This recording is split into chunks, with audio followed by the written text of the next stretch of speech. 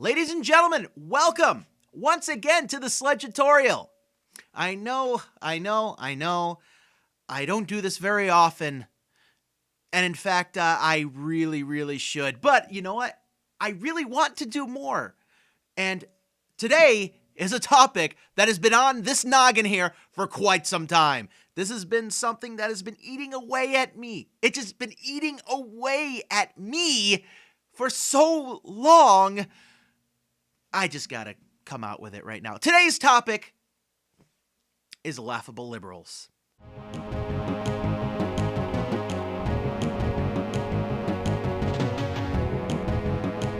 All right, you may have noticed the topic, laughable liberals. What exactly is a laughable liberal? In my mind, a laughable liberal is pretty much a self-hating liberal. It's a liberal who, or even a progressive, who apologizes for their opinions. In a world where we're inundated by people who want to force their conservative ideals on us, these guys will say something and they'll be, oh, I'm so sorry. I dared, made it, my opinions even slightly clear to you. I am so sorry to do that to you. Did I offend you? Because Lord knows that's what conservatives do. All right. Yeah, that's what they do. That's what they care about. They'll apologize. No, the worst of the right wing never apologize for what they say. Never. But yet I'm seeing mainstream liberals, mainstream progressives do this all the time. And what's the deal? And of course, the biggest offender recently has to be MSNBC's Melissa Harris Perry. All right, so what happened? Well, she was on some show. She was talking to comedians.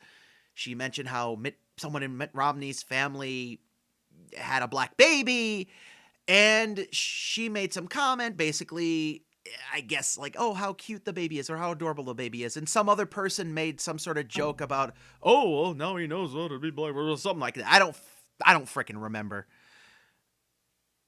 And then conservatives, of course, they go in an outrage. They're like, "Bull! This is the worst thing that has ever been said to a human being. This is the worst freaking thing you could do to another human being." So of course, it's all bullshit. Of course, it's all fake outrage. It is nothing but the typical fake conservative outrage. The kind of things that they laugh at if a liberal did to them. So she tweets an apology. I mean, look, as I just said, conservatives just they spout whatever bullshit comes to the top of their heads. And then liberals will say something and then like, "Oh no, I'm sorry, I didn't mean it." And you know what? That was bad enough. Her tweeting an apology was bad enough in the book of good old Sledge here.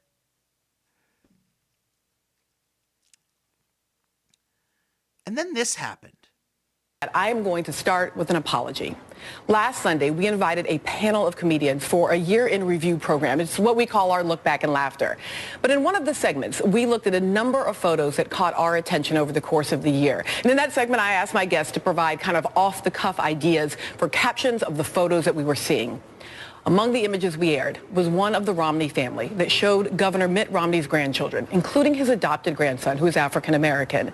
Now, given my own family history, I'd identified with that picture, and I intended to say positive and celebratory things about it. But whatever the intent was, the reality is that the segment proceeded in a way that was offensive, and showing the photo in that context of that segment was poor judgment.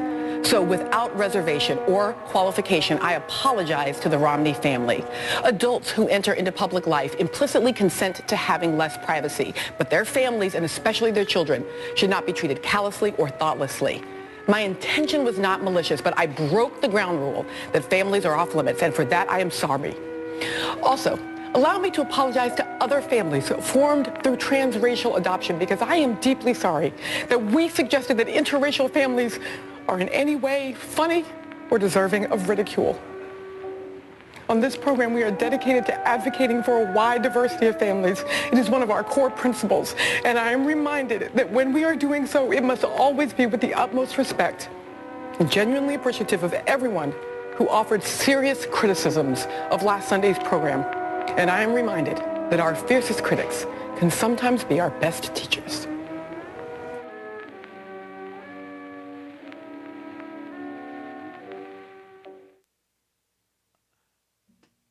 And I thought it couldn't get worse. Okay, maybe it doesn't get worse. I mean, that blows my mind how absolutely ridiculous it is. It blew my mind.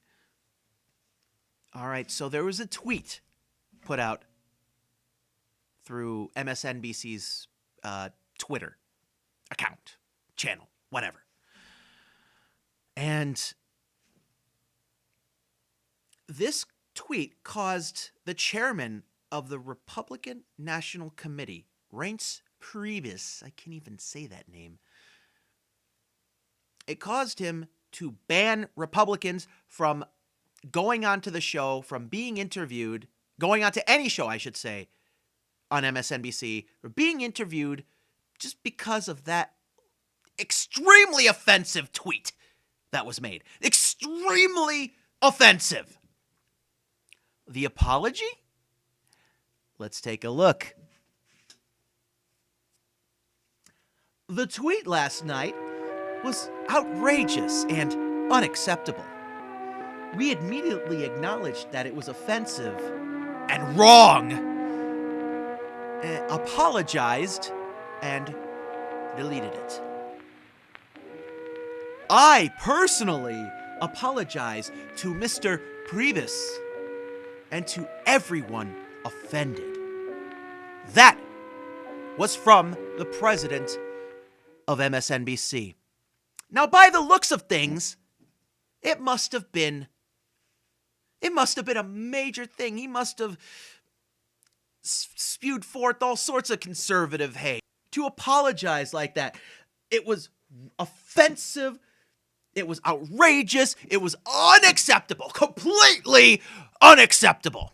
So, what was the tweet, you ask? What could have been so offensive to cause the president of MSNBC, when Fox News does so much to piss people off, thinking people, I should say, piss them off on a daily basis?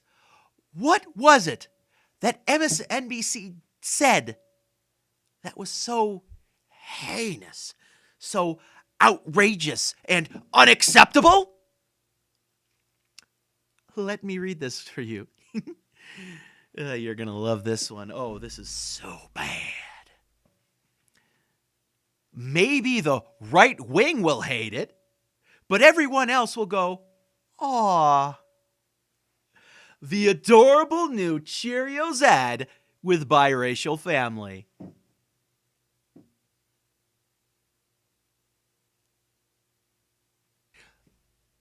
You apologized for a lame fucking tweet that was barely superficially offensive to anybody, and it's fucking true, and you apologize? You call it outrageous and unacceptable? Are you fucking kidding me? What the fuck is wrong with you? There's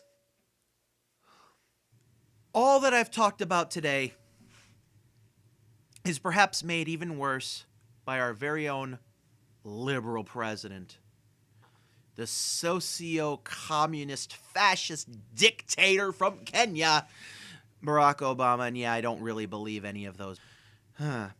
Well, that has, I don't know. I'm so disheveled by this, I don't even know where to go on. But okay, here's what I wanted to say. Recently,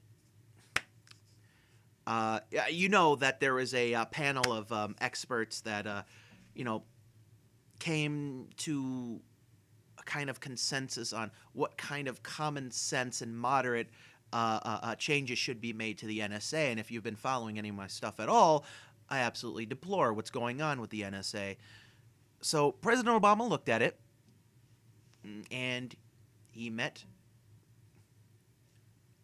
with the top experts for about a month to decide what to do about it, what to heed from the report, what to actually do, what kind of changes to make. As you know, next to no changes were made. And apparently, that's because this moderate report, this bipartisan moderate report, was viewed by the administration as being too liberal. This is the person that Melissa Harris Perry admires. She's said so much. She said as much.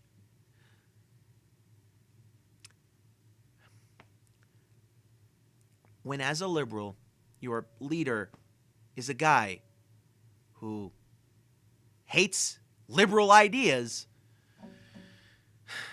then you know you've got a problem.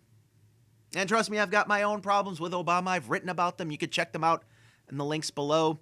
I'll put them right there in the description, or if you're already on the page, you'll see it. We've got such an uphill battle just to freaking restore some sort of goddamn common sense. It's revolting. Well, thank you very much, guys, for tuning into this edition of the Sledge-A-TORIAL. This has, of course, been Chris Sledge Douglas, and keep your eyes to the skies,